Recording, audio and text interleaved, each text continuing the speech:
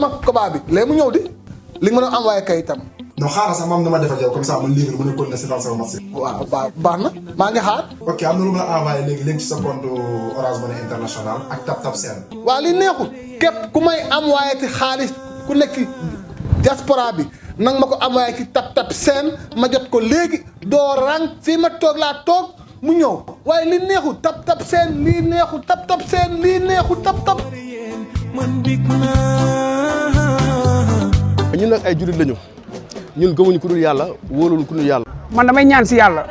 waaw moom mi waat nag li tax mu waat moom moo xam. musuma bëri koo xamante ne ñoo tolloo ñoo mës a bëral ñëpp ma daal la nga daal ma yaa ma sut. loolu waxi mbër la rek du yéen gis ngeen Papa Sow du maa ngi nii taxaw gis ngeen waaw kon kay nañ bàyyi ba bis ba rek. amul benn mbër buy takk ngemb koo xamante ne ñun suñu xel day am xel ñaar si yow. bis bii moo ma jaral gisuma kenn ku dul Papa Sow. En live, pay-per-view sur senaffiche.com. mais Doudou ci loo nekk comment tu vas. waaye maa ngi sant rek yaa ngi am jàmm. waaye maa ngi sant yàlla alhamdulilah je vais très bien merci. am na benn grand bu nekk ci ligne bi aussi DJ Boubs. waaw sama grand la. ngeen bokk plateau. non mënuñu bokk plateau mais mës nañu bokk ay kii quoi ay plateau tournage lañu bokk ay publicité yi ñu defoon. mais pas émission mais sama grand la. non man tey damay noppi xam nga mën naa poser question trop mais tey moom damay noppi. Badou. noppi bàyyi la ñii ñaar quoi parce que yi ñaar moom xam naa ni moom bu ngeen àndee ça va être quelque chose d'exceptionnel. non lu yéeme la nar a doon. lu yéeme la nar a doon. waaw. Cheikh naa maa ngi lay ziar Doudou maa ngi nuyu Doudou di nuyu Beuz. bàyyi leen si jàmm. naaj. waaye sant alhamdulilah. mais Cheikh naa est-ce que xam nga ni Doudou moo dàq ngemb Sénégal ngemb mbër yi ngemb lu ñuy ngemboo. non ngemb ak bàkku mën na bàkku de mais man xaw ma nag ban écurie nga far mais Doudou ban écurie nga far. wala doo ko wax code nga koy def. non loolu ba lan lañ ko doon waxee temps rajo sax loolu lépp naa ko. non fii lu lëndëm yëpp fii lay leeree. non fii il faut mu leer parce que man moom sama mbër moom man benn mbër laa man. mooy kan. yaaw jaar Boy Naar. pourtant nag démb rek laa ko gis. billahi mooy sama mbër. léegi mos naa génn école gis ko mu gaare ma dem ne ko grand barki yàlla dama la bëgg. te du ay karab du ay kaf de waajoo dama ko bëgg. man mooy sama mbër damay jógee Paris ba Mantes-la-Jolie pour dem lekk dibem dibu bu saf lay dóor dibu bu saf. ay dibi lay dóor. mais bénéfice bi yëpp moo koy lekk moom mooy lekk yàpp bi yëpp.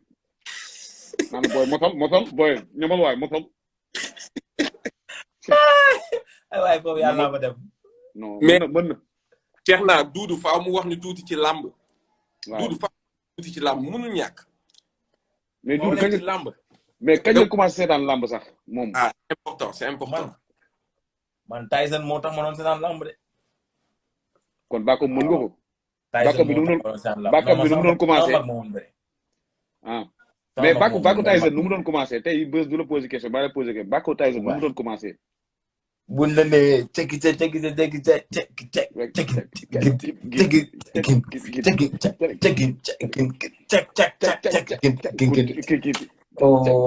ba mu njëkk sigi xool. am na benn mëng-mëng bu doon liire parce que tëgg bi da am na loo ci fàtte daa am benn mëng-mëng bu doon naan kundungut. yow dégg nga de. laay ndax la kundungut. xam la ma doon rey. Tyson bu jékki-jékki ba tourné. lamb neex na. lamb neexoon na. man temps yooyu daa doon seetaan lamb man Tyson moom combat moom daan ñu ko raté quoi xam nga période boobu surtout ak nu mu révolutionné woon lutte bi. ah loolu dëgg la. ngay gis kaye yi gloria yi. da doon révélo quoi dafa andi woon beneen affaire bu graw spectacle. andi spectacle andi sport business ngay gis ay bëñ yuy naaw. non affaire yu yéeme. mais civilisation. boo defee transition ci jamono bu njëkk ba ak léegi lamb fu mu toll nii kan moo ko téye ci loxoom selon toi c'est qui la vraie star parce que y a toujours ay coow Balla Gaye Modou Lo Eumeu Sène et même Ama Baldé ñu ngi ko ciy dugal Boy Niang c'est qui la vraie star de l'arène. la vraie star non Balla Gaye daal xam naa ne ni muy yëngalee bëri moom garaaw na quoi ni muy yëngalee stade moom. non affaire boobu dafa yéeme. non Balla Gaye moom en fait showman la. mais mbëri kan moo dàq bàkku dafay yokk affaire bu garaaw. ba tamit teg ci Modou Lo bëri kii bëri nit bëri doole bëri supporter. ñaar ñooñu déjà comme man ñaar ñooñu je les vois comme benn Cristiano Messi quoi. ñaar ñooñu moom dañuy jox affaire bi vie. mais léegi kan mooy Neymar kan mooy ki nga xamante ne bu bàkkuwee mën nañ ñibbi soxlawul ñu seetaan combat bi. kan la sax non Siteu daal baax ko man moom Siteu moom. moom baax ko moom coow fay moom. beneen affaire la. waaw. jar naa Doudou moom bu bàkkoo ma dóoral ko léegi benn transfert tap sen na bàkku léegi ma dóor benn tap sen. Doudou loolu koy boo lee sax ñun ñaar ñëpp dañuy def ay transfert. bàkku Siteu bu ko nay leer.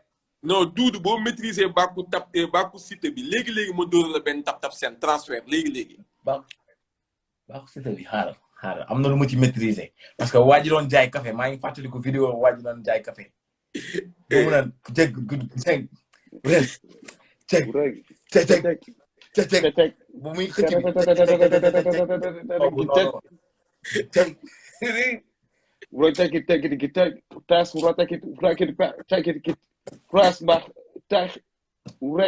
après ñu ko wàcce ko nag mais yow ni nga déggee est-ce que jàmm la yow. non de sabar ñun dañoon nii rek dañu doon loué ay sabar ñu koy yenu bu sabar amoon ñoo koy yenu dem tegi ko. Medina saa dégg nga. non dama dégg waaw. xam nga ni Doudou bu muy dugg si dafa xiif mais Doudou nekk te fecc gën a lekk. non fecc moo gën a lépp ak dafa dégg tamit. parce que man su may seetaan ay vidéo muy imité fecc beneen nit da ngay foog ne sax ne moom ci biir nit ki la nekk c'est grave. loolu mooy vrai loolu mooy comédien à 100% quoi. c'est-à-dire que il à l'intérieur day imprégné wu ci lépp du bàyyi benn garañ bu sew sax du ko ci bàyyi. te ba pare mun na taxaw bu sew fecc ko non lépp la ñuy gis.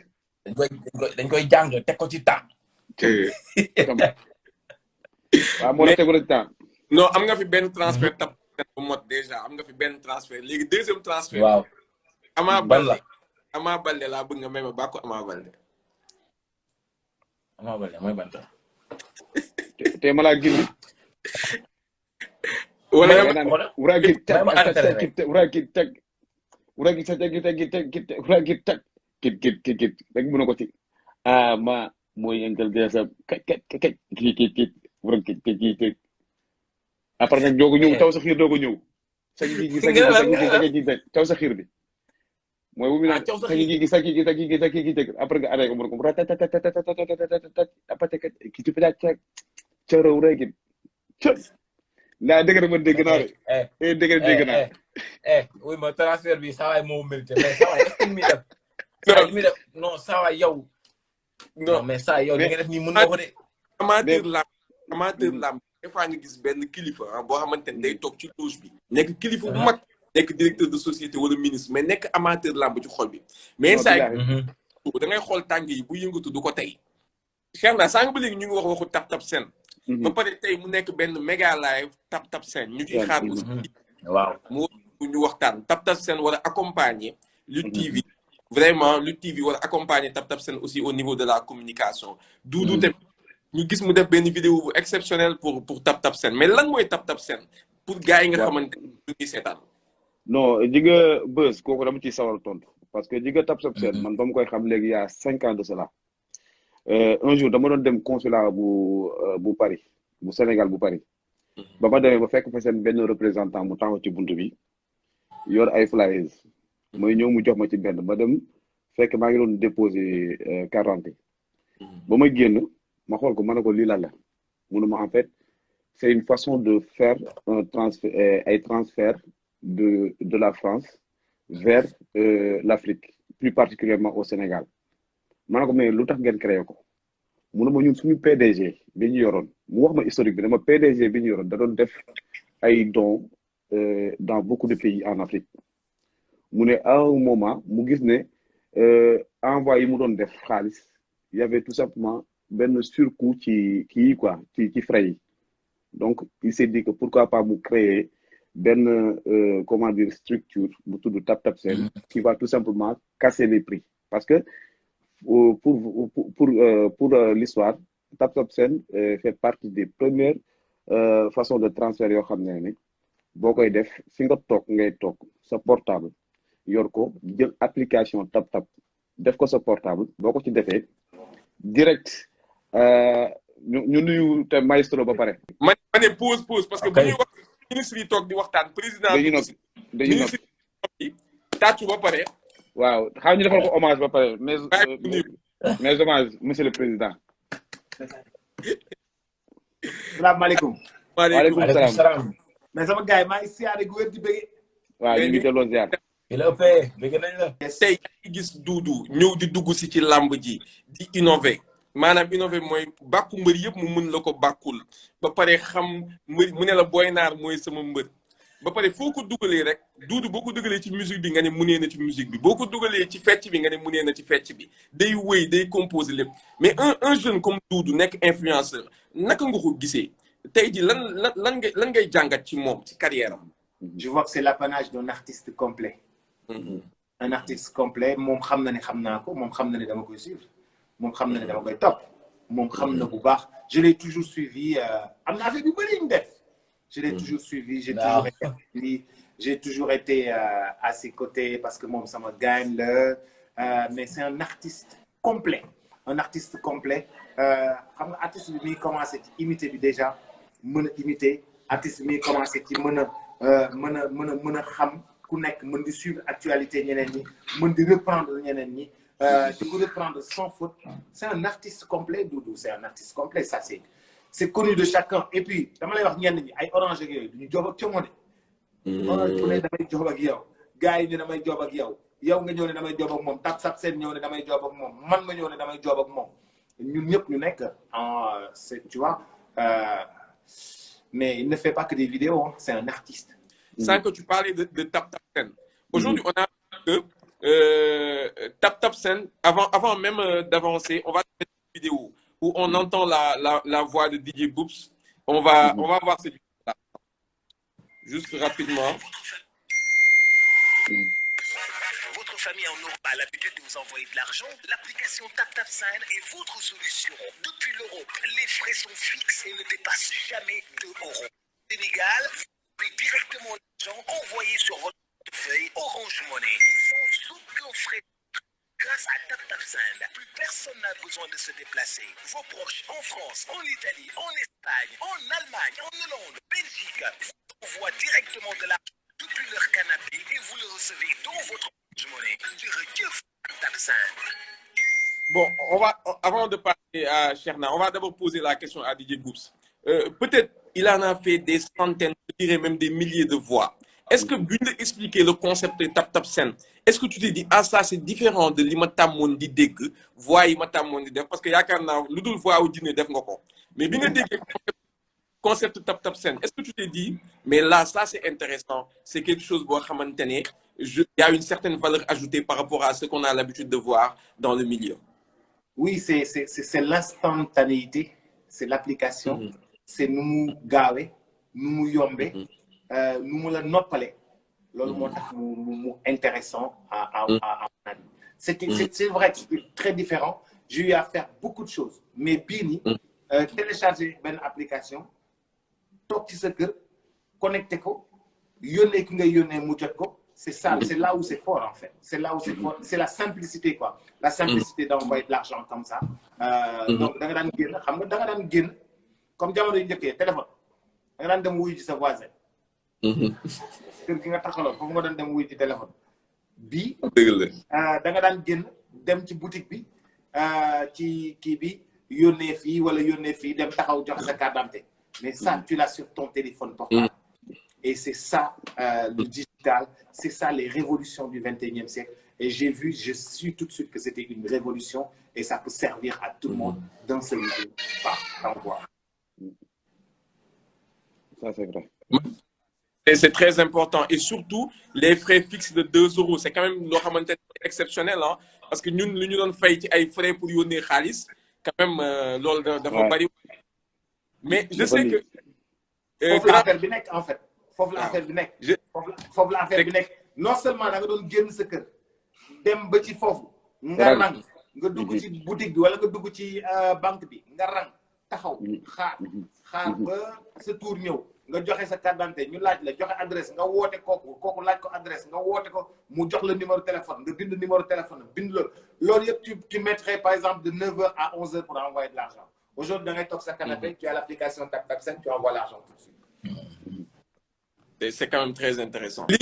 mais sedd la TapTapSend mun lii TapTapSend rek mun lii dajale ñaari naanaa waaw lu leer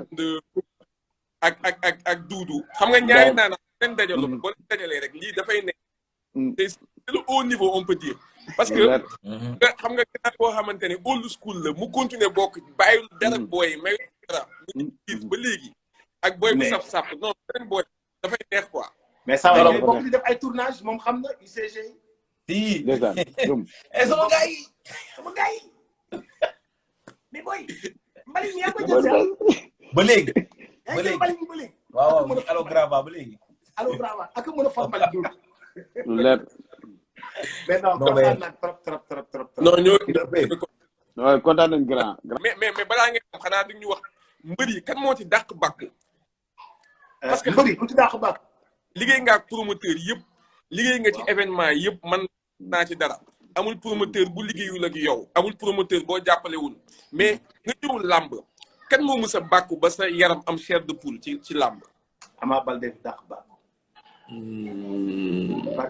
barki Alioune Mbaye Nder sama sëriñ Ama Baldé bu xol non barki Sëriñ Fallou Dieng laa Ama Baldé bu fekkee ba dem ba gaa yi tëggal ko mais Doudou yow tam na ngay de yow ku nekk sa sëriñ yow léegi-léegi nga waatee sa sëriñ ma waatee sama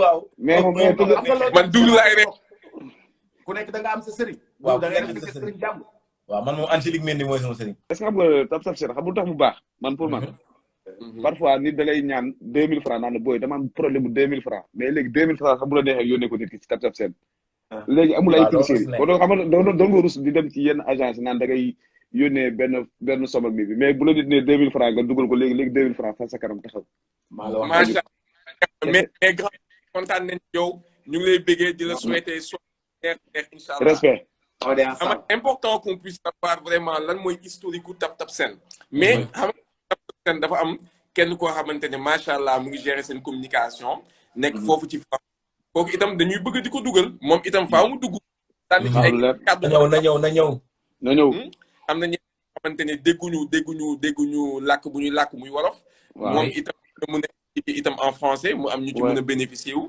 mais Cheikh na ñu bàyyi la nga développer peut-être par rapport ak TapTapSend depuis kenn de ak vraiment lan mooy différence bi waa elle est là hein Tamrat bonjour Tamrat vous m'entendez bonjour oui on vous entend très bien très bien comment allez-vous oui ça va ça va bien malheureusement je parle pas wolof mais y a pas de souci ouais c'est cool parce qu'il y a des gens qui ne comprennent pas le wolof. Oui, il y a plein de personnes dans le live qui ne comprenaient pas ce que vous disiez, mais moi j'ai rigolé un peu, j'ai compris quelques trucs. Et puis quand Doudou dansait, chèque, je sais pas compris c'est quelle danse ça?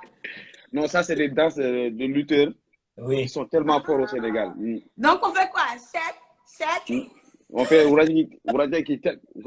ça c'est le Mbarabuki, mais ça tu ne pourras pas comprendre, le Mbarabuki. Ouais, le Mbarabuki c'est trop. C'est impossible à traduire. Ah, d'accord. Mais j'ai bien aimé. Merci. En tout cas, merci. Dalal ak jàmm. Dalal ak jàmm. Bienvenue. Merci à tous. Merci d'être là. Mais Tamrat, déjà, pourquoi un méga live avec DJ Boops, avec Cheikhna et avec Doudou? Parce qu'on a vu, en fait, c'est une idée magnifique. Doudou vient de nous dire qu'il n'a jamais partagé un même plateau. Mais on a vu tout de suite l'alchimie entre les deux. C'est comme si ils avaient déjà fait ensemble énormément de plateaux. Qu'est-ce qui vous a fait? Bon, déjà parce que Doudou fait des vidéos. Moi, je suis d'origine béninoise, mais quand même en étant béninoise, je connais un peu Doudou. Il est très populaire. Il a un naturel que beaucoup de personnes aiment dans ses vidéos. Il fait rire, etc. Et on aime vraiment le côté fun là de Doudou. Et avec l'application, on essaye d'innover. Ça s'appelle TapTapSend. C'est vraiment la révolution. On veut être dans le coup. Du coup, on a dit, bon, on ira avec un personnage comme Doudou qui est bien aimé. Et mis à part ça, il y avait DJ Boobs de l'autre côté qui est vraiment quelqu'un qui est dans l'industrie depuis des années. Un personnage très crédible et très aimé. Et on s'est dit, non, il faut qu'on ait l'ancienne génération qui est toujours là et la nouvelle génération ensemble pour lancer ce nouveau méga live et annoncer le nouveau produit qu'on veut offrir à notre chère communauté sénégalaise, c'est-à-dire les transferts depuis l'Europe vers le Sénégal sur les portefeuilles Orange Money des parents avec 0 frais de retrait. Donc, c'est pour ça qu'on s'est dit, bah, pourquoi pas faire un live fun et puis inviter aussi Monsieur Chekna, qui est l'un de nos premiers ambassadeurs. C'est lui qui a lancé TapTapSend dans la communauté sénégalaise. Effectivement. Il fait partie des pionniers, il connaît nos débuts, comment nous avons commencé, là où nous sommes aujourd'hui. Donc, on s'est dit, bah, tout ça réuni, pourquoi? Avec le contexte actuel, on ne peut pas faire grand-chose. Donc, on s'est dit, bah, un live où on va réunir tout le monde du Sénégal, en France, en Europe, tout ça, et puis faire un petit live pour les fans, les followers, quoi. Exactement. Et au fait, ce qui étonne les Sénégalais en tant que c'est 2 €, juste 2 € de frais fixes. Est-ce que Tamrat, il y a des frais cachés? On ne comprend pas. Comment ça peut être que 2 €? Ben non, vous verrez. En fait, TapTapSend, c'est parti d'une volonté d'aider la diaspora à envoyer de l'argent chez eux plus facilement et envoyer plus. Vous serez d'accord que si les frais d'envoi ne sont pas beaucoup, vous pourrez envoyer plus. C'est pour ça qu'on dit TapTapSend, envoyer plus, dépenser moins. Et on s'est dit 2 €, c'est possible parce que déjà, c'est une application mobile, donc pas besoin de créer des bureaux, pas besoin d'agences. Et on collabore avec des entreprises locales qui sont déjà implantées au Sénégal, qui fait que vous qui êtes au Sénégal, vous ne changez pas vos habitudes. Et nous, ça nous permet de réduire ces frais. Donc, il n'y a pas de frais cachés. Si vous allez dans l'application, vous allez voir que 1 € fait 656 francs. Et c'est 2 € si vous envoyez 500 €, 100 € jusqu'à 1000 €, ça ne change pas. Donc, c'est vraiment aider la diaspora là à envoyer plus et dépenser moins. C'est très intéressant. C'est bien. Ouais, c'est bien parce que maintenant, genre, quand on nous envoie de l'argent et qu'il n'y a pas de frais de retrait, ça c'est quelque chose qu'on aime en nous. C'est quelque chose qu'on aime parce que des fois, quand tu demandais de l'argent à quelqu'un, il te dit, ouh, frère, les frais là, c'est. Les frais de retrait. Soit je t'envoie l'argent seulement, ou on va voir. Soit tu attends que j'arrive à Dakar ou un truc comme ça, juste à cause des frais, parce que les frais étaient élevés. Mais maintenant, si vous faites 2 €, c'est ça. Moi, je vais appeler tous mes cousins de là-bas. Là. Envoie. Il y a plus de frais là. Tu ne vas pas me sortir frais de je ne sais pas quoi. Envoie l'argent. Ça permet d'économiser, ça permet d'aider les mamans, la famille qu'on laisse au bled, tout. C'est vraiment révolutionnaire. C'est vraiment révolutionnaire. Ouais. Au départ, c'était pas comme ça. Hein. C'était pas comme ça. Il y avait les frais de retrait, mais les gens se sont plaints. Chekna qui est là, il s'est plaint. Tout le monde, les utilisateurs se sont plaints. Ils ont dit TapTapSend. Non, enlever les frais de retrait Orange Money. Du coup, on les a écoutés et aujourd'hui, on a enlevé les frais et on dit, bah, tous ceux qui disaient que avant c'était cher, revenez maintenant, ce n'est pas du tout cher, c'est abordable, 2 € de frais fixes. Le parent au Sénégal, il ne paye rien, il reçoit l'argent facilement et il peut retirer facilement. Donc, voilà un peu.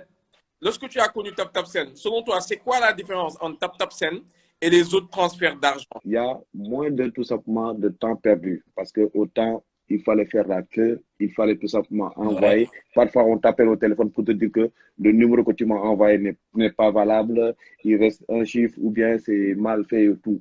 Maintenant, même à 5 h du matin, si on t'appelle pour te dire malheureusement, peut-être que telle personne est malade ou bien on a besoin de ceci, tu peux le faire direct vers ton portable sans pour autant bouger là où tu es. Donc, le gain de temps, la fiabilité et aussi tout simplement, quand on convertit 656 €, donc c'est le summum. Donc, ça, c'est une facilité. Donc, pour moi, je suis Olof, moi, TapTapSend, dama gis fiabilité bu ci am parce que avant ma ci dugg toog naa man juróomi weer di ci yónnee man kese pour xool ndax lii wóor na wala wóorul boobu consul bi maa ngi toog ak consul bi laaj ko mun a moom wax dëgg fa yàlla gis na leen te wóor na ma dugg ci publier ko tamit suñu groupe bi ñu nekkoon Sénégalais de l'extérieur ñu si bëri dugg ci ma testante ak sama yeneen copain ma leen testé leen bañ testé ba nga xam ne wóor na ñu doog cee dugg bañ ci duggee wu ci ba léegi rëccu amu ci ba mu demee ba am nag ay frais yi nga xam ne gars yi di ci am retrait man ci laa leen woo ma leen frais yi nga xam ne dañ koy fay fii war a fay fee day metti donc du coup boo leen bëggee ñu continuer da ngeen di xool nu ngeen di dindee frais yi Sénégal parce que nit boo ko yónnee fukki junni mu waroon fay fukki junni ñu retiré ci téeméer wala ñaar téeméer nekkutoon fukki junni nit ki dina la woon na la manqué na lii bi léegi ñoom tam ñu toogaat liggéeyaat ko ba mu pare ba mu wóor ñu ñëw andiwaatal ñu ko tegal ñu ci loo xam ne moom mooy boo leen yónnee amutul daal luñ ciy teggi ba pare aussi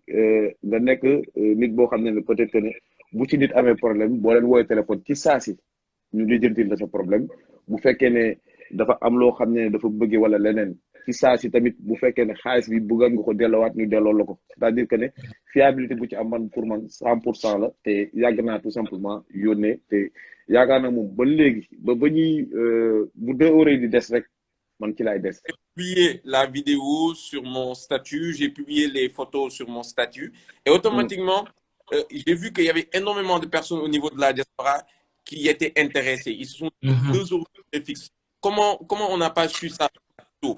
Mais actuellement, elle est vraiment, je dirais, elle est très forte en fait. Et c'est dans tous les pays du monde comment faire pour envoyer de l'argent. Est-ce qu'aujourd'hui, TapTap est au Canada, aux États-Unis, ces pays-là, ou pour le moment, vous êtes en Europe, vous avez un projet d'aller dans ce pays? Je voudrais savoir un peu, Tamrat, par rapport à la couverture de TapTap, comment ça se passe en fait? Très bien, c'est une très belle question. Du coup, déjà, l'application est disponible en Europe et au Canada. Là, on est disponible officiellement au Canada et bientôt, on aura les États-Unis. Et en Europe, nous sommes disponibles dans 7 pays. La France, l'Italie, l'Espagne, l'Allemagne, la Belgique, la Hollande et l'Angleterre. Donc, voici un peu les pays qu'on couvre et aussi le Canada vient juste de s'ajouter. Donc, on est en train de s'étendre de plus en plus. On a plusieurs pays en Afrique vers lesquels les personnes peuvent envoyer. Le Sénégal, bien évidemment, qui est notre premier pays de cœur. Ensuite, nous avons le Ghana, nous avons le Cameroun, nous avons la Côte d'Ivoire. Nous avons aussi, nous aurons bientôt aussi la Guinée. On aura aussi bientôt le Mali. Et on a le Kenya. Après, on va bientôt aussi ouvrir... on a ouvert le Maroc tout récemment. Je sais qu'il y a beaucoup de Sénégalais au Maroc.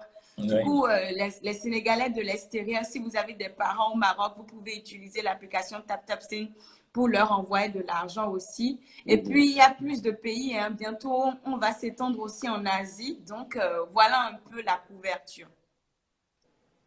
Mais peut-être avant de laisser Doudou poser ses questions par rapport au retour qu'il a eu, parce que lui aussi, il a publié la vidéo, il a publié plutôt aussi la photo. Mais moi, j'ai une remarque. Je vois que même Orange Money a envoyé officiellement des SMS. Oui. Au compte Orange Money a envoyé des SMS pour dire désormais, recevez vos transferts internationaux avec TapTapSend dans votre calcul Orange Money. Retrait gratuit. Précision, Buzz, c'est Orange Money Sénégal. Orange Money Sénégal. C'est Orange Money Sénégal qui a envoyé le SMS à tous les Sénégalais d'ailleurs. Oui. Moi, je comprends que ce que vous faites, c'est assez fiable. Vous avez une collaboration directe avec Orange Money. Orange Money Sénégal. Orange Sénégal. Oui, mais on est au Sénégal, donc ça va, ça se passe bien. Doudou et moi sommes au Sénégal. Peut-être vous deux. Magnifique. Je vais laisser à Doudou. Là, il nous reste à peu près 8 minutes pour terminer le live. On avait promis de faire un live de 1 heure de temps. Je vais parler à mes gars là. Je vois des questions à propos de TapTapSend.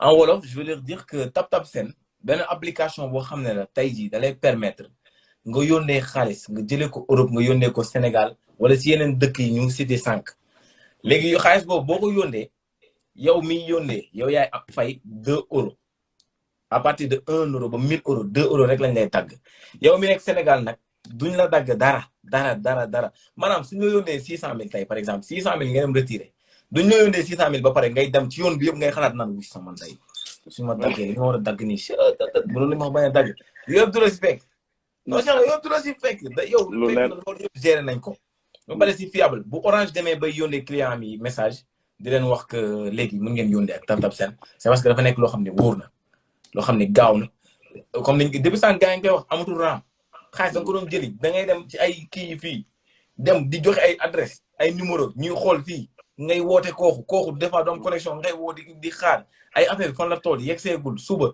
ay ñu naan la ay 72 heures. Doudou yaa ngi gaaruwaale ah dafa yàgg non dañoo sonn ci yàgg bi léegi monde bi day avancé le monde avance il faut qu'on avance avec TapTap Send da ngay toog sa canapé nga jël sa téléphone nga ne ah maman je t'ai envoyé tant ah mon fils je suis content c'est bien tu vois là maman elle est contente toutes les personnes de l'extérieur qui me doivent de l'argent de me l'envoyer par TapTap Send sama koba bi léegi mu ñëw di li nga mën a envoyé kayitam. non xaaral sax maam dama defal yow comme ça man léegi mën a continuer si dans sama marché. waaw baax na maa ngi xaar. ok am na lu ma la envoyé léegi ci sa compte Orange Money International ak TapTap Send. waaw li neexul képp ku may envoyé ci xaalis ku nekk diaspora bi nang ma ko envoyé ci TapTap Send ma jot ko léegi doo rang fii ma toog laa toog mu ñëw waaye li neexul TapTap Send lii neexul TapTap Send lii neexul TapTap. ñun nag ay jullit lañu ñun gëmuñu ku dul yàlla wóolul ku dul yàlla. man damay ñaan si yàlla waaw moom mi waat nag li tax mu waat moom moo xam. musuma bëre koo xamante ne ñoo tolloo ñoo mës a bëral ñëpp ma daal la nga daal ma yaa ma sut. loolu waxi mbër la rek du yéen gis ngeen Papa Sow du maa ngi nii taxaw gis ngeen waaw kon kay nañ bàyyi ba bis ba rek. amul benn mbër buy takk ngemb koo xamante ne ñun suñu xel day am xel ñaar si yow. bis bii moo ma jaral gisuma kenn ku dul Papa Sow. En live, pay-per-view sur senaffiche.com.